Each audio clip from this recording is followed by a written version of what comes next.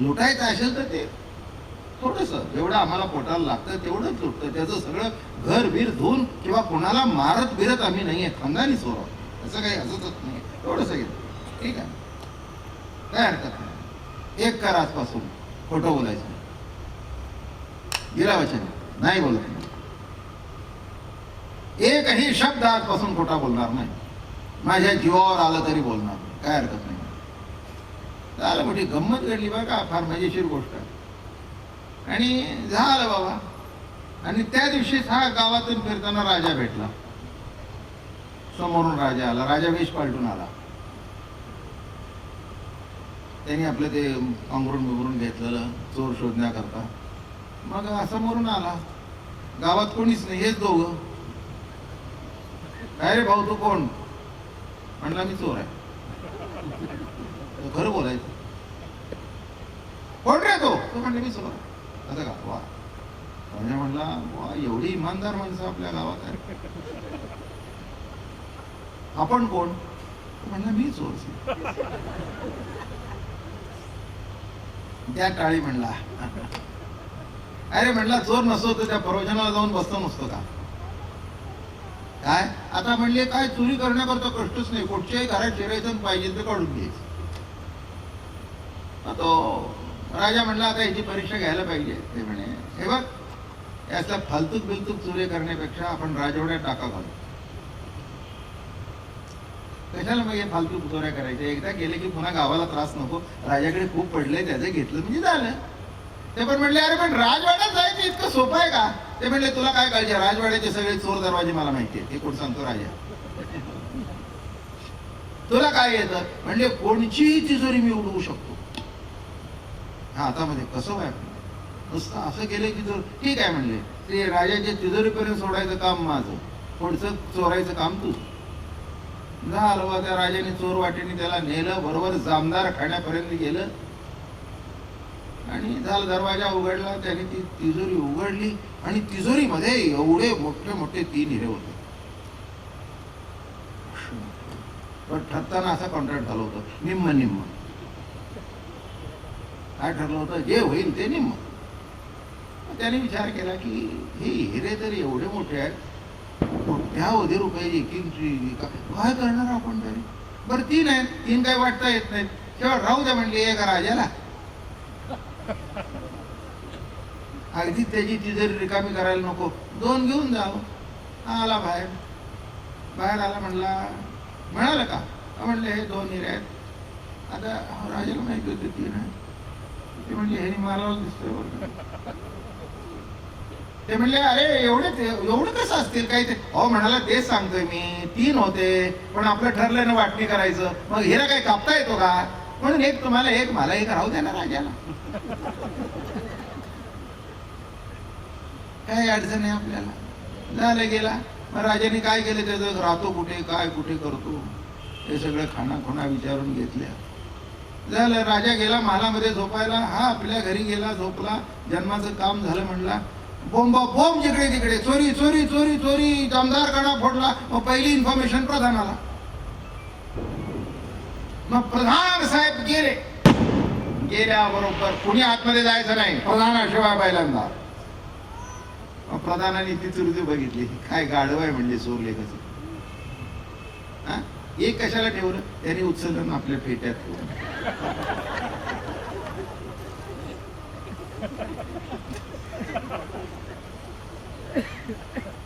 Bore काय म्हणले, sorry, एक कशाला ठेवलं? हिरे गेले चोरीला, हिरे गेले चोरीला, हिरे गेले चोरीला, सगळं जिकडे तिकडे बोंबा बोंब झालं. राजाला सांगितलं, राजाला माहिती होतं 2 होते. म्हणला, लवाड झालं, दरबार भरवला, सगळ्यांची अगदी जंगी झाली. म्हणाले, तो आमच्या तिकडे ठिकाणी घरात एक मनुष्य होतो, त्याला धरून आणा. धरून आणा म्हणले त्याला. मला माहिती आहे म्हणले तो चोर. झालं, त्याला बेड्या ठोकून आणला. आता उभा राहिला, आणि आता चोर अटकल. त्याने बघितल्यावर म्हणले, हे रात्रीतच बेणे दिसते.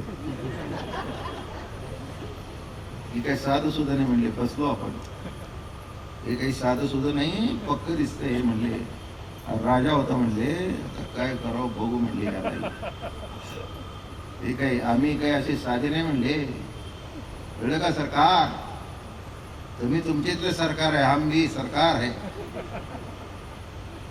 काय म्हणले? हा भात किती हेरे होते म्हणले.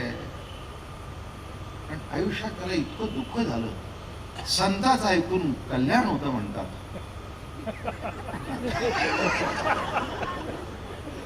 संताचं ऐकून कल्याण होतं म्हणतात. आयुष्यात आपण पहिल्यांदाच आपली आयडेंटिटी सांगितली, आपल्या घराचा पत्ता सांगितला आणि वाटोळ झाले या संताचं ऐकून. जाऊ द्या, काय शिक्षा असेल ते बघून पुन्हा येऊन बघू. मग त्या संतालाही बघतो, यालाही बघतो. झालं बाबा. मग म्हणले किती हिरे होते? आता तो चोर म्हणजे अट्टल. ते म्हणले 3 होते. कुठे? एक म्हणले तुमच्याकडे आहे, एक हा, तिसरा कुठे आहे? प्रधानाची झडती घ्या म्हणजे. कारण त्याने येताना ओळखलं होतं, चौकशी करून आला होता की पहिली एंट्री कोणाची झाली. ते प्रधान हे त्याच्यातलं आहे. प्रधानाची चौकशी करा म्हणजे. तुम्हाला सांगू ते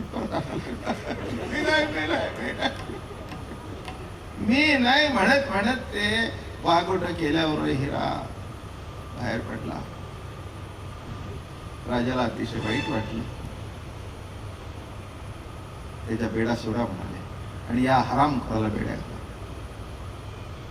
आयुष्यभर म्हणे बाप दादापासून प्रधानकी याच्याकडे होती, याला काही कमी केलं नाही, माझ्यासारखा माल बांधून दिला, धन दौलत आती आहे, पण शेवटी हाच चोर निघाला. बेड्या ठोकायला आणि त्याच्या डोक्यावरचा प्रधानकीचा जो पागोटा आहे ते त्या चोराच्या डोक्यावर झाला.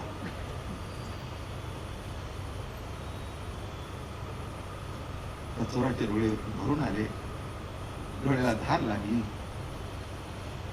ते पागोट हातात घेतलं, राजाच्या पायावर साष्टांग काढला आणि पागोट त्याच्या चरणावर ठरलं.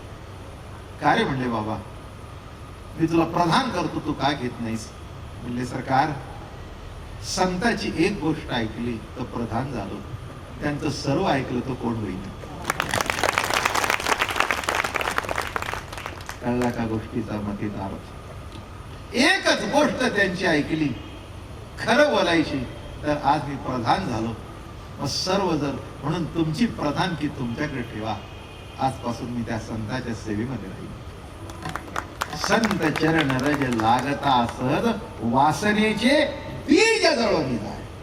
संपूर्ण वासनेचं बीज संपूर्ण टाकलं. लक्षात ठेवा, साधू संत जेव्हा सांगतात त्या सांगण्यामध्ये शब्द नसतात, तर त्या सांगण्यामध्ये अनेक जन्माची तपश्चर्या असते. बोलणं कळलं का? सांगण्यामागे अनेक जन्माची तपश्चर्या असते. म्हणून संत चरण रज लागता सहज, वासनेचे बीज जळून जाय. मग राम नामी उपदे आवडी, आणि सुख घडो घडी वाढो लागे. मग कंठी प्रेम दाटे, नयनी नीर लोटे, आणि हृदयी प्रगटे रामरूप. मग कंठामध्ये प्रेम दाटून येतं, रामाचं नाव घेतलं की स्मरण कंठ सद्गदित, आनंद आनंद आनंद. लक्षात ठेवा, मुलाबाळांच्या करता रडणं हा भाग निराळा आहे, आणि प्रभू करता 2 अश्रू डोळ्यातून येतात. ते अश्रू आपलं जीवन पावन करून टाकतात. एक नाटक लागलं होतं नाही का, अश्रूंची झाली फुले. तसं आपल्या अश्रूंचं फुलं व्हायची असतील तर कंठी प्रेम दाटे, नयनी नीर लोटे, हृदयी प्रगटे रामरूप. तुका म्हणे साधन सुलभ गोमटे, परी उपतिष्ठे पूर्व पुण्य. याच्याकरता कुठेतरी जीवनामध्ये आपण सुरुवात करणं. त्याच्याकरता मी म्हटलं होतं आपण माळ घालू. सगळ्यांना कोणालाही बंधनकारक नाही आहे, कोणाला फोर्स नाही आहे. वारकरी सांप्रदायिक फार मोठी परंपरा आहे. माळ हे बंधन नाही, तर माळ हे संरक्षण आहे. संरक्षण आहे. एखादा सुंदर बंगला असतो, त्या बंगल्याला कंपाऊंड असतं. ते कंपाऊंड म्हणजे त्या बंगल्याचं संरक्षण आहे. तसं आपल्या जीवनामध्ये माळ हे संरक्षण आहे. ज्यांना घालायची असेल त्यांनी जरूर घालावी. आज घाला, उद्या घाला, परवा घाला, तेरवा घाला, केव्हाही घाला, 19 तारखेपर्यंत पण घालावी. माळ घालून कोणाचं वाईट झालंय असं मला माहिती नाही, पण चांगली झालेली लाखो उदाहरणं माझ्या समोर आहेत. सकाळी उठल्यावर मनामध्ये पांडुरंगाची सुंदर मूर्ती आणावी, आईसाहेबांची आणावी. निवृत्तीनाथ, ज्ञानेश्वर महाराज, नाथ, नामदेव महाराज, तुकाराम महाराज, आमचे सद्गुरू दादा महाराज, अप्पा महाराज, सुंदर मनामध्ये मानसपूजा करावी. मानसपूजा फार श्रेष्ठ आहे. जे प्रत्यक्षात करता येत नाही तशी पूजा मनाने करता येते. आता आम्ही पंढरपूरच्या वारीला जातो, किती वेळ देवापर्यंत उभं राहता येतं, पण घरी बसला ना सहज पांडुरंगाच्या तोंडावर हात फिरवता येईल, त्याला दहीदूध घालता येईल, आवडीने प्रेमाने नामा म्हणे उपमा काय द्यावी, माझ्या विठोबाची आलाप ऐकावी, त्याच्या गालावून हात फिरवता येईल. हे मानसपूजेमध्ये करता येतं. एरवी देवाच्या अंगाला हात सुद्धा लावून देत नाही. सोहळ्यात आहे ना देव, हे काय भानगड आहे कोणाला. एक मला म्हणाला देव सोहळ्यात आहे, शिवू नका. अरे म्हटलं मी कुठे शिवलाय, तोच मला शिवलाय. येडे, तुम्हाला काय सांगतो देव देवाला शिवू नको, त्याला पहिलं सांग मला शिवू नको, आणि मग मला सांग देवाला शिवू नको. म्हटलं तुमचं बोलणं मला कळायचं नाही. म्हटलं प्रवचनाला नाही, एवढ्या लवकर कळण्यासारखं नाही. देवाच्या दारात उभं राहून एवढं लवकर कळायचं नाही. ये, अरे काय शिवू नको, हा काय शिवू नको. एक मोठे सत्पुरुष होते, ते म्हणायचे आमच्या पायाला हात लावू नका. मग मी त्यांना प्रश्न विचारला. मी म्हटलं तुम्ही माणसे येतात, दर्शन घेतात, घेऊ दे की, काय बिघडलं. ते म्हणले महाराज तुम्हाला कळत नाही, तुमचा वारकरी संप्रदाय निराळा आहे, हे आमचा असा आहे. काय असतं म्हणले, हे सगळी पापी लोक असतात आणि यांचे पाय आपल्या हात आपल्या पायाला लागले की त्यांचं वासना आपल्यात येते. मी म्हटलं त्यांचं वाईट जर तुमच्यात येतं, एवढ्या वर्ष तपश्चर्या तुम्ही केली आहे, तुमचं चांगलं त्यांच्यात का जाऊ नये. म्हणाला आपण उद्या भेटू. म्हटलं या उद्या तुम्ही मला भेटणार नाही. म्हटलं आयुष्यभर लक्षात राहील माझ्याशी. मला सांगा की गटारचं पाणी तुमच्या पायाला लागलं, घाण लागलं, पण नळाचं पाणी शेजारी आहे ना, धुवून टाका ना. तसं सामान्य जीव हा वासनेत अडकलेला आहे, पण तुम्ही संत आहात, त्याच्यातून मुक्त झालेला आहात ना. तुमच्या स्पर्शाने आम्हाला का मुक्ती प्राप्त होऊ नये. वरच केलंय संत चरण रज लागत आहात. लक्षात ठेवा मी काय म्हटलं ते. म्हणून वारकरी संप्रदाय अमक्याने शिवावं का तमक्याने शिवावं, तमक्या जातीमध्ये संत का नाही. नाही, सगळ्या जात धर्माच्या पलीकडे गेलेला वारकरी संप्रदाय. अमक्याला अधिकार किंवा अमक्याला अधिकार नाही आहे, सकळ अशी येते आहे अधिकार, कलियुगी उद्धार हरीच्या नामे. आणि म्हणून सुंदर मानसपूजा करावी. सकाळी उठल्यानंतर मग मंत्र जपावा. कोणचा मंत्र. राम कृष्ण हरी जय जय राम कृष्ण हरी, राम कृष्ण हरी जय जय राम कृष्ण हरी, राम कृष्ण हरी जय जय राम कृष्ण हरी, राम कृष्ण हरी जय जय राम कृष्ण हरी, राम कृष्ण हरी जय जय राम कृष्ण हरी, राम कृष्ण हरी जय जय राम कृष्ण हरी.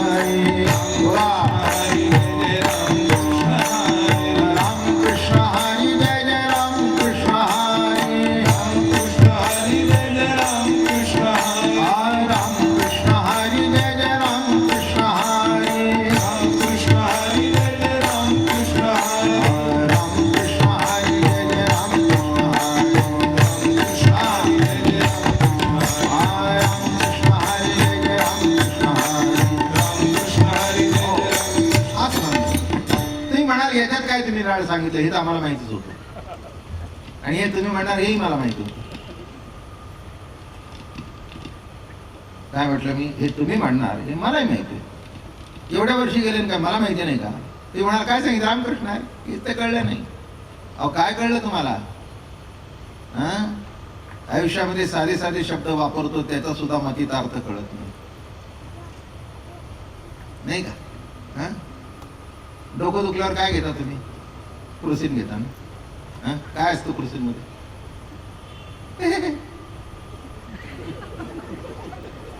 हे असतं. क्रुसिन मध्ये हे असतं. इतक्या वेळा क्रुसिन घेताय, बस दुसरं जाऊ द्या. डॉक्टर तुम्हाला लिहून देतात, अमकी तमकी गोळी घेऊन या. तुम्ही आणता बाजारातून, अगदी 200 रुपयाची गोळी येऊन खाता. काय माहिती का ते? माहित नाही ना? नाव टिपून ठेवता, पुन्हा संपल्यानंतर डॉक्टरकडे जात नाही, त्या नावाची गोळी देताना आणता. हा, बरोबर आहे ना? परिणाम माहिती आहे ना? त्या गोळीत काय ते माहिती नाही ना? मग त्या डॉक्टरवर विश्वास ठेवून ती गोळीचं नाव पाठ करून गोळी आणली ना. लक्षात ठेवा, साध्या गोळीत काय हे तुम्हाला माहिती नाही, तर ह्या जय रामकृष्णारीत काय आहे तुम्हाला काय. पण हे काय, गोळी घेतल्याशिवाय परिणाम नाही, कागद वाचून नाही. नुसता कागद वाचला परिणाम होईल का? नाही. तसं जय रामकृष्णारी घ्यावं लागतं मुखाने, आणि घेतल्यानंतर त्याचा परिणाम कालांतराने. आणि एक तत्व असं आहे की रामकृष्णारी हे बीजमंत्र आहे, साधा मंत्र नाही. बीज लावावं लागतं, त्याला पाणी घालावं लागतं, त्याला खत घालावं लागतं, आणि काळांतराने त्याला सुंदर फुल येतं. पण जसं बीज दिसतं तसं फळ नसतं. असतं का? हा, भोपळा एवढा लाल, बी त्याचं पांढरं बदामाच्या आकाराचं. आता त्या बीकडे बघून भोपळा कळतो का? नाही. काही काही तरी बीज इतकी की गुलाब, आस्टर माहिती आहे ना तुम्हाला? सगळ्यांना माहिती असेल की आस्टर. हा, मग त्या आस्टर मध्ये किती रंग असतात? लव्हेंडर कलरचा, पांढऱ्या कलरचा, पिवळ्या रंगाचा, पिंक कलरचा. पण सगळ्याचं बी काळं पुट्ट. बी कसं आस्टरचं काळं असं एवढं बारीक बारीक बारीक. मला पाहिजे होते, एखाद्या दुकानात गेलो मी म्हटलं मला आस्टरचं बी द्या. ते म्हणले वा वा वा महाराज, बरं झालं तुम्ही आला. मग तरी ते 4-5 पुड्या काढून दिला, एक उघडी बघितली तर काळे. मला काय वाटलं, आपल्याला पांढरा आस्टर पाहिजे, म्हणजे बीज सुद्धा पांढरच असेल. ते होतं काळं. दुसरं पडलं तेही काळं. मी म्हटलं काय मोहरीचं बी आहे? अहो म्हणले बाबा महाराज, तुम्ही मोठे आहात, आम्ही तुम्हाला जास्त. तुम्ही घरी जाऊन लावा न मग फुल बघा. माझं बोलणं कळतंय का? लावा, त्याला पाणी घाला, त्याला खत घाला, आणि मग बघा त्याचं फुल कसं येतंय. तसं रामकृष्ण हरी बीज साधा नाही, हा बीजमंत्र आहे. तुम्हाला वाटेल आम्हाला माहिती आहे, तुम्हाला काहीही माहिती नाही. पण रोज जेव्हा नित्य नियमाने घ्याल, तेव्हा त्याचा परिणाम हळूहळू हळूहळू जीवनामध्ये प्रगट होईल. रामकृष्णारी मंत्राच्याही कॅसेट्स आहेत, बाकीचे पुष्कळ कॅसेट्स आहेत. जगद्गुरु तुकाराम महाराजांचा सुंदर गाथा आहे 1000चा, तोही तुम्हाला मिळेल. प्रवचनाची पुस्तकं आहेत माझी, 55 प्रवचन भक्तियोग सांगितलेला. आणि एकनाथी भागवताबद्दल मी काल सांगितलं, अतिशय सुंदर एवढा मोठा ग्रंथ इथे गाथा ठेवलाय ना, त्याच्यापेक्षाही सुंदर आहे. ज्यांना बुकिंग करायचं असेल त्यांनी जरूर करावं. अजून 19 तारखेपर्यंत कार्यक्रम आहेत. रोजची शेवटी 5 प्रवचन शिल्लक आहेत. बरोबर 6:45ला सुरुवात आणि 7:45ला जो विषय राहिलेला आहे आता पुढचा. पण त्याच्या अनुषंगानेच आजचंही कीर्तन केलं. संत चरण रज लागता सहज, वासनेची बीज जोडणी जाय. ज्यांना माळ घालायची असेल त्यांनी तिथे पुस्तक, दक्षिणा वगैरे नाही आहे, पण माळेच आपण विकत आणतो आणि पुस्तक छापील देतो, त्याच्यात माहिती आहे सगळी, बरं का? काय करावं काय नाही. सकाळी उठल्यावर मनामध्ये मानसपूजा, मंत्र जपावा, रोज ज्ञानेश्वरी वाचावी, छोटी ज्ञानेश्वरी तिथे आहे. हरिपाठ म्हणावा, तेही पुस्तक तिथे आहे. काय करायचं नाही आता? मांस नाही, मासे नाही, दारू नाही, जुगार नाही, गुटखा नाही, परस्पर माते समान. वर्षातून 1 वारी पंढरी, 1 वारी आळंदी. आणि दुधोऱ्याला जो आपला आश्रम आहे, तारीख विसरण्याला काहीच कारण नाही तुम्हाला. 26 डिसेंबर ते 1 जानेवारी क्रिसमस वेकेशन. कधी साधं सरळ, काही तारीख लक्षात ठेवा. क्रिसमस वेकेशन लक्षात ठेवा. तिथे आपला क्रिसमस चालू असतो, आपलाही क्रिसमस तिथे चालू असतो. आणि जरूर तिथे या.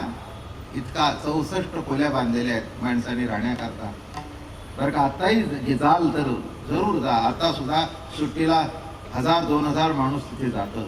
बघा, असं देऊळ आहे. खाली माऊली बसलेली आहे, जसं समाधीत असतील तसे. वर मंत्र मंदिर आहे, रामकृष्ण हरी, नामदेव महाराज आहेत, नाथ आहेत, आणि 81 फूट उंच जो कळस आहे त्या कळसावर जगद्गुरु तुकाराम महाराज बसलेले आहेत. अतिशय सुंदर असं मंदिर आहे. तिथे 4 खांब आहेत, ते तत्वज्ञान आहे. एक ब्राह्मण आहे, एक क्षत्रिय, एक वैश्य आहे, शूद्र आहे.